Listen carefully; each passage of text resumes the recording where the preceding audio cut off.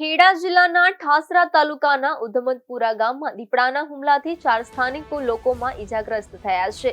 આ ઘટના બાદ ગામમાં ભયનો માહોલ સર્જાયો છે. વન વિભાગ દ્વારા દીપડાને પકડવા માટે શોધખોળ અને પાંજરા ગોઠવવાની કામગીરી શરૂ કરવામાં આવી છે. ગામના સીમ વિસ્તારમાં દીપડો અચાનક દેખાતા લોકોમાં દોડધામ મચી ગઈ હતી. લોકોના ટોળાને જોઈને દીપડો ઉશ્કેરાયો હતો અને તેણે 4 વ્યક્તિઓ પર હુમલો કર્યો હતો.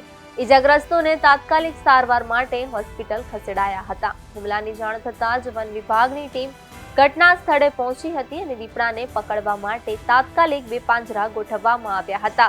આ ઘટનાને 20 કલાકથી વધુ સમય વીતી ગયો હોવા છતાં હજુ સુધી હુમલાખોર દીપડાની કોઈ ભાળ મળી નથી.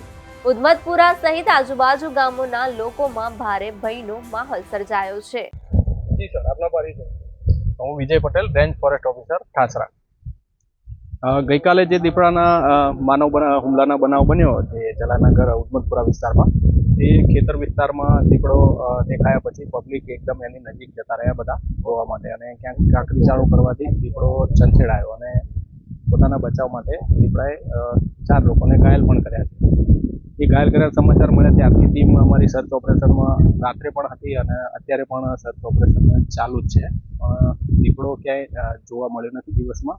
અને આપણા અહીંયા નજીકથી 4 કિલોમીટર દૂર જ કોતર વિસ્તાર મહીસાગર નદીનો આવેલો છે, તો દીપડો ત્યાં પણ નીકળી ગયો હોઈ શકે છે. એટલે અત્યારે કોઈ આજુબાજુના લોકોને કંઈ ગભરાવાની બિલકુલ જરૂર નથી.